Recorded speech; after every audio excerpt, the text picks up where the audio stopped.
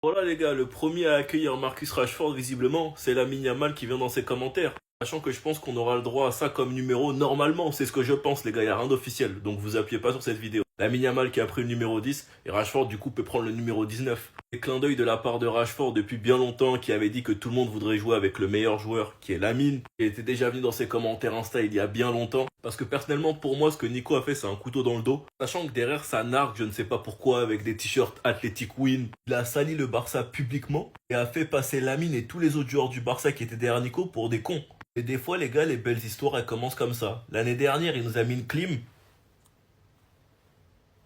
Qui a staté? Rafinha. Cette saison, ils nous ont encore mis une clim. Qui est arrivé? Rashford. Et les gars, l'année prochaine, je serai tellement dans une hate watch de malade envers Nico Williams, vous avez même pas idée. Je vais regarder chacun de ses matchs et je me moquerai de lui. En tout cas, les gars, j'ai qu'une hâte, c'est que la saison commence. On va être gâtés de malade. Déjà que le flickball, on kiffait. Alors, avec un joueur comme Marcus Rashford, les gars, je pense que vous avez pas idée. C'est normal que certains n'ont pas la confiance, mais vous verrez, les gars, vous serez pas déçus. Sinon, vous, les gars, vous en pensez quoi? Ramenez-vous sur Snap, on s'ennuie.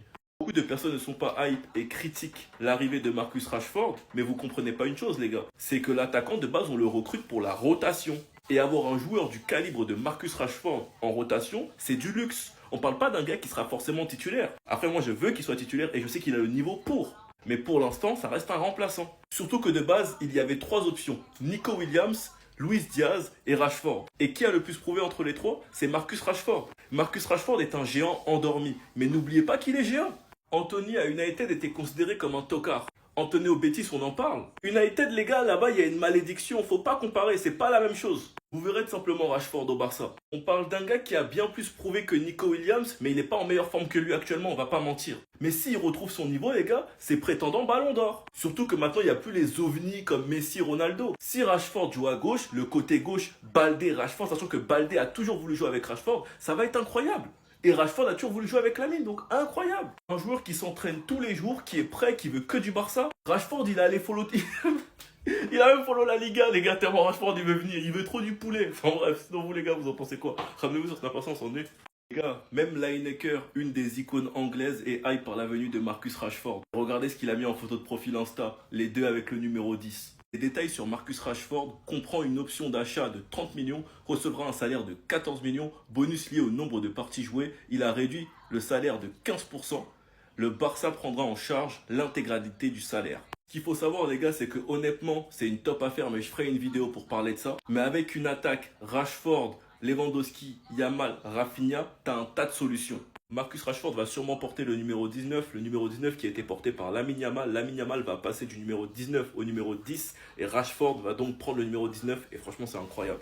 Je vous jure les gars, quand je regarde cette attaque, je deviens fou. Quand je regarde cette compo, je deviens fou. Beaucoup nous vannent sur le mercato, mais ce qu'il faut savoir les gars, c'est qu'on n'a pas besoin énormément de se renforcer. Le Barça avait uniquement besoin d'un attaquant et on a un attaquant qui joue 9 à droite et à gauche, d'un nouveau gardien. Et tout ce qui nous manque, c'est des latéraux. Et là, on est très très bien. Et faut pas remercier la direction, hein. Faut remercier Hansi Flick. Mais encore une fois, j'en parlerai dans une autre vidéo. Enfin bref, sinon vous les gars, vous en pensez quoi? Ramenez-vous sur Snap, on s'ennuie.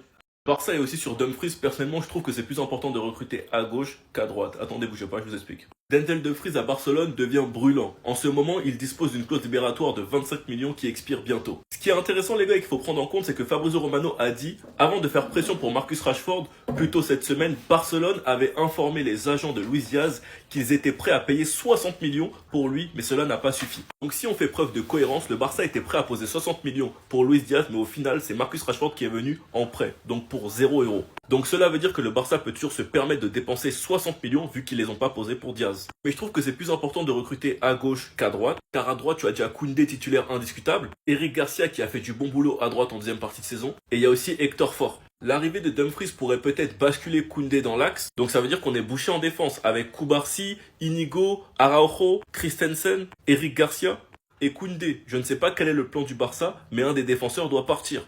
Et pas touche à mon sapologue Beno, hein, vous êtes prévenu la direction. Mais pour moi, il est bien plus intéressant d'aller trouver une vraie doublure à Baldé. La Masia va peut-être nous sauver avec le Torrens. Mais pour moi, il faut aller chercher un Grimaldo. Gérard Martin, je suis désolé les gars, mais c'est pas assez. Enfin bref, sinon vous les gars, vous en pensez quoi? Ramenez sur ta personne, s'ennuie. Visite médicale de Marcus Rashford est terminée. Maintenant, on attend tous qu'une chose, c'est l'officialisation du club. Ce qui est intéressant à savoir, c'est que si le Barça n'active pas l'option d'achat de Marcus Rashford, le club devra rembourser à Manchester United les 30% de salaire annuel cet été. Et que l'option d'achat de Marcus Rashford est de 35 millions. Ce qui est aussi très intéressant à savoir, c'est que Lewandowski est sur sa dernière année de contrat, donc le Barça cherchera peut-être un neuf la saison prochaine. Si Rashford performe à ce poste-là, 35 millions est à ton neuf, qui pourra tourner avec Ferran Torres.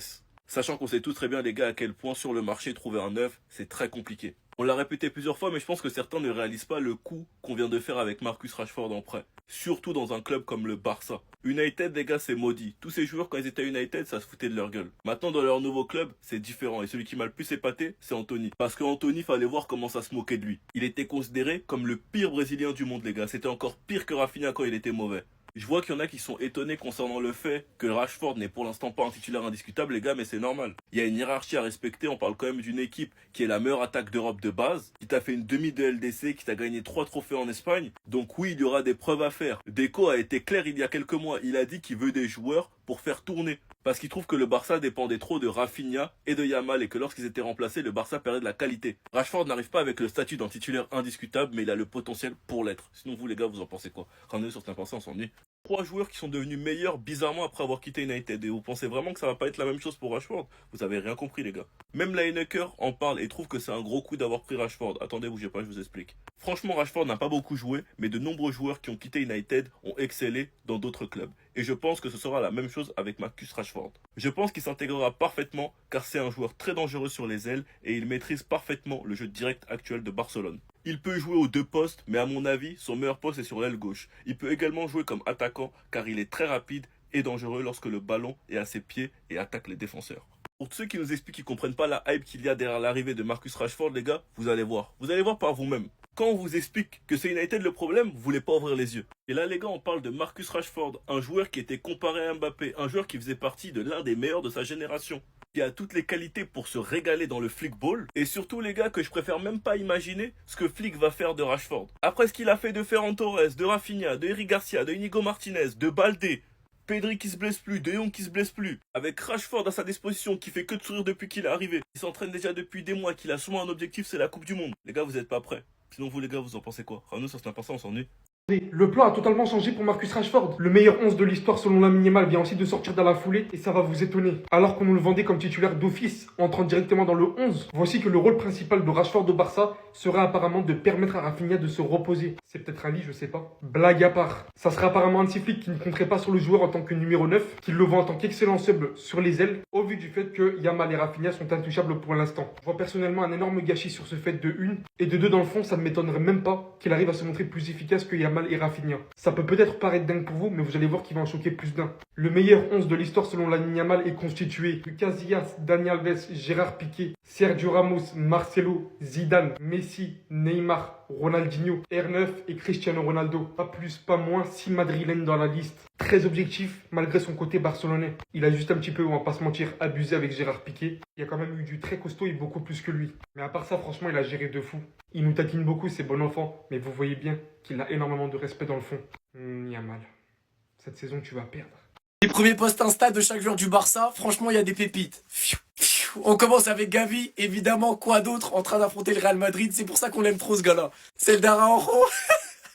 Je sais pas pourquoi ça me choque pas, en fait. On dirait vraiment le boucher du dimanche matin. Guetter le terrain, guetter la taille du protège tibia. Ferran Torres, ça me choque pas non plus. L'influenceur au nom big défrisage. Pépite, celle-là aussi. Celle de Baldé, elle est incroyable. À Dakar au Sénégal, là il me semble que c'est Casado, là tout à droite il y a Fermin Lopez. En parlant de Casado, son premier poste c'est une photo avec Andrés Iniesta. Jules Koundé, celle-là aussi, incroyable quand il était au centre de formation avec Aurélien Tchouaméni. Christiansen quand il était à Chelsea avec derrière Fernando Torres, pépite celle-là aussi. On a celle de Dani Olmo aussi quand il était à la Masia. Bon après les autres c'est pas des trucs de ouf, celle-là c'est celle de Lamine Yamal. On a celle-là pour Marc Bernal. On a celle-là aussi de Gérard Martin. Celle de Lewandowski, quoique en fait celle-là elle est pas mal avec Marco Reus quand il était à Dortmund. Dites-moi c'est laquelle votre préférée, mais pour moi celle d'Araujo elle est exceptionnelle. Dites-moi vous en pensez en commentaire les gars, je sais pas vous abonner, vous êtes des bons, nous on avance.